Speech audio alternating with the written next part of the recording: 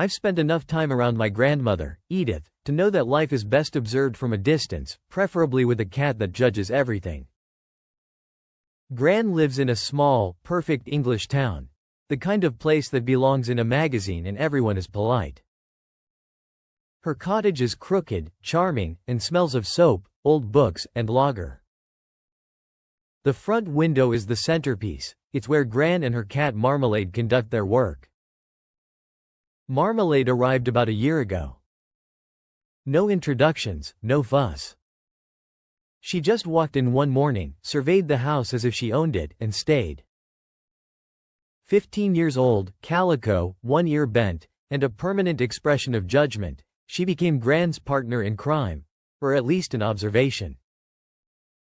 Gran is sharp, clever, and unbothered by most things. Marmalade is sharper, cleverer, and unbothered by everything except inefficiency and bad manners. Together, they've become experts in village reconnaissance. Case 1. Mrs. Hargreaves and the Secret Cigarettes. Mrs. Hargreaves spends her mornings fussing over tulips, pretending they are her reason for existing.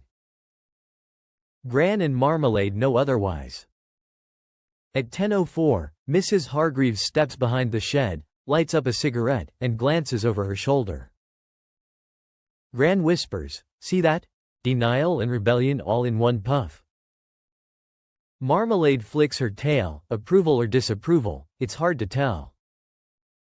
They both know everything. By the end of the week, Gran has a mental list of all Mrs. Hargreaves' private indulgences, including the fact that she steals sugar from the cafe.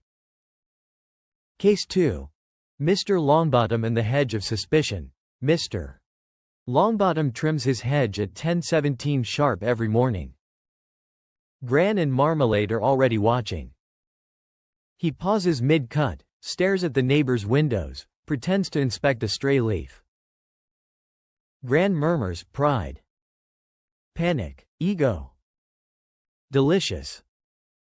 Marmalade glances at him, tail flicking once, the universal cat symbol for, not impressed. Gran chuckles.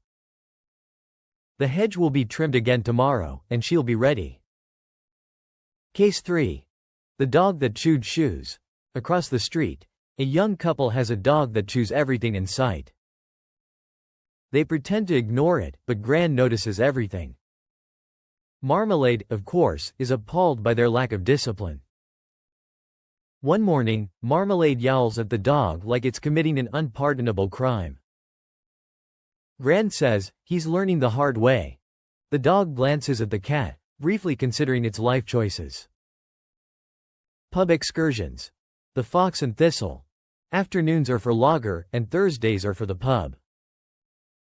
Gran wraps Marmalade in a blue blanket, puts her in the carrier, and walks slowly down the lane.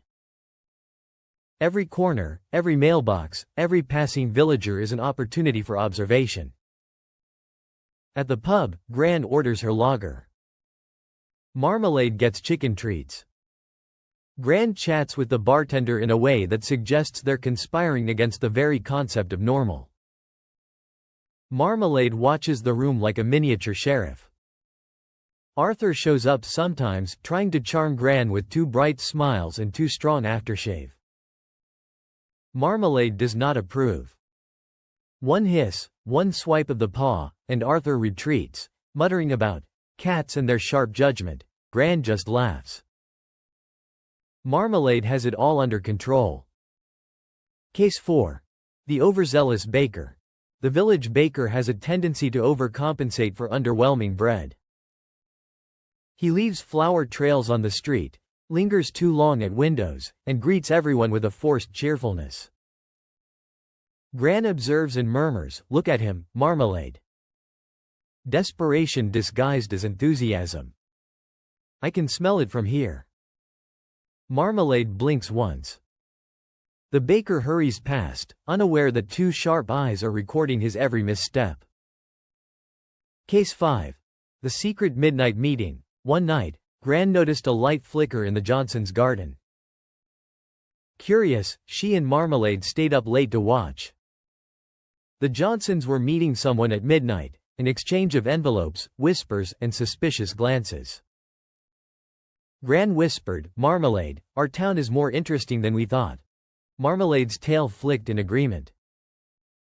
Gran never shared the story. The observation was reward enough. Quiet companions. Evenings are quieter, but no less meaningful. Gran sits in her armchair, Marmalade on the windowsill or chest. Gran reviews the day's observations in her head, sometimes muttering commentary aloud. Marmalade purrs, occasionally flicking her tail to punctuate a particularly egregious neighbor misstep. Gran isn't sentimental. Marmalade doesn't care about sentiment. Yet there's a bond between them, a partnership built on curiosity, wit, and quiet companionship. The village continues its little dramas, oblivious to the scrutiny. Gran and Marmalade enjoy the game. Gran doesn't need fireworks. Marmalade doesn't need applause.